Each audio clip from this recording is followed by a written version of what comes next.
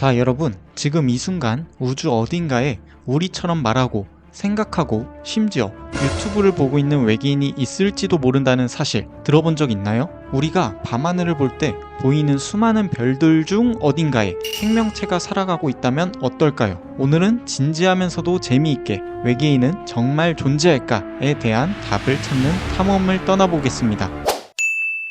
우선 우리가 사는 이 지구는 태양계에 속해 있어요.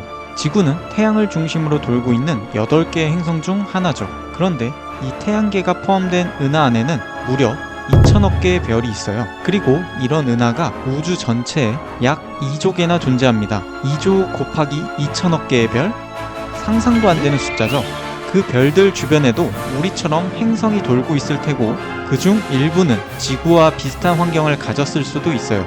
즉, 우리가 사는 지구는 우주 전체에서 보면 쌀 한 톨보다도 작은 존재예요. 이런 광활한 우주에 지구에만 생명체가 있다는 게 오히려 이상하지 않을까요? 자, 이제는 조금 더 과학적으로 접근해 볼게요. 혹시 드레이크 방정식을 들어봤나요? 1961년 프랭크 드레이크 박사님이 외계 문명이 얼마나 존재할지 계산해 본 공식이에요. 이 방정식에는 이런 요소들이 들어가요. 별이 얼마나 자주 만들어지는가, 그 중에서 생명체가 살 수 있는 행성은 몇 개인가, 그 행성에서 생명이 실제로 생길 확률은, 그 생명체가 문명으로 발전할 가능성은, 그리고 얼마나 오래 지속될까, 이걸 다 곱하게 되면 놀랍게도 우리 은하 안에는 수십 개에서 수백 개의 외계 문명이 존재할 수 있다는 결론이 나와요. 물론 이건 가능성일 뿐이지만 그 가능성이 제로는 아니라는 것, 정말 흥미롭지 않나요? 과학자들은 외계 생명체를 찾기 위해 3가지 주요 방법을 사용하고 있어요. 바로 전파신호,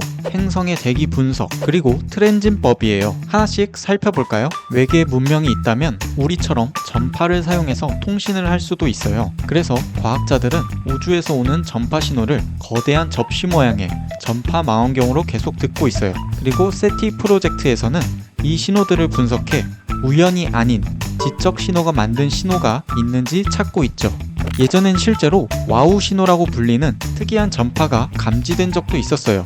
그 놀라움에 와우 신호라고 이름을 붙였는데 정확한 출처는 아직도 미스터리예요. 우리가 눈으로 보는 행성은 반짝이는 점처럼 보이지만 정밀한 망원경은 그 행성의 대기 구성까지도 분석할 수가 있어요. 제임스 웹 우주 망원경은 먼 행성이 별을 지나갈 때, 즉 별빛이 행성 대기를 통과할 때 생기는 빛의 스펙트럼을 분석해서 그 대기 안에 산소나 메테인, 이산화탄소 같은 물질이 있는지 확인할 수 있어요. 이 물질들은 생명체 존재 여부를 알려주는 중요한 지표가 된답니다. 예를 들어 지구의 대기에는 산소와 이산화탄소, 메테인이 적절히 섞여 있는데요. 이건 생명체의 활동 때문이죠. 외계 행성에서도 이런 구성을 찾는다면 그건 꽤 유력한 단서가 될 거예요. 또 하나는 트랜짓 방법을 이용하는 거예요. 별 앞을 행성이 지나가면 별빛이 살짝 줄어드는 걸 감지할 수가 있어요. 별빛 세기의 변화로 행성의 크기와 궤도를 유추할 수가 있어요. 이 방법을 통해 지구랑 비슷한 특성의 행성을 발견할 수 있고 수많은 외계 행성 중에 생명체가 존재할 확률이 높은 행성을 빨리 찾을 수가 있겠죠? 그리고 그 행성이 별에서 너무 가깝지도 멀지도 않은 거리, 즉 골디락스 존에 있다면 지표면에 액체 상태의 물이 존재할 수 있어서 생명체가 살 수 있는 가능성이 커지죠. 현재까지 이런 조건을 만족하는 지구형 행성이 수천 개 이상 발견됐어요. 자, 그런데 이렇게 많은 행성과 높은 확률을 이야기하면서도 왜 우리는 아직 외계인을 못 만났을까요? 이 질문에 대한 대표적인 과학 개념이 있어요. 바로 페르미의 역설이에요. 우주는 이토록 크고 외계 문명의 존재 가능성도 높은데 왜 우리는 그 누구도 만나지 못했을까? 이 질문을 던진 사람은 노벨상을 받은 물리학자 엔리코 페르미예요. 자, 여러 가지 가설이 있습니다. 첫 번째, 시간의 문제. 우리보다 너무 빠르거나 늦거나 외계 문명이 지구보다 수십만 년 먼저 문명을 이뤘거나 아직 아예 문명을 만들지 않았을 수도 있어요. 예를 들어 우리가 문을 두드릴 때 상대는 이미 집을 떠났거나 아직 깨어나지 않은 상태인 거죠. 두 번째, 기술의 한계. 외계 문명이 사용하는 기술이 전혀 다른 방식이라서 우리의 전파나 장비로는 감지할 수 없을 수도 있어요. 예를 들어 우리는 와이파이를 쓰는데 외계인은 블루투스만 쓰는 셈일 수도 있는 거죠. 세 번째, 자기 파괴 가설. 슬프지만 현실적인 가설이에요.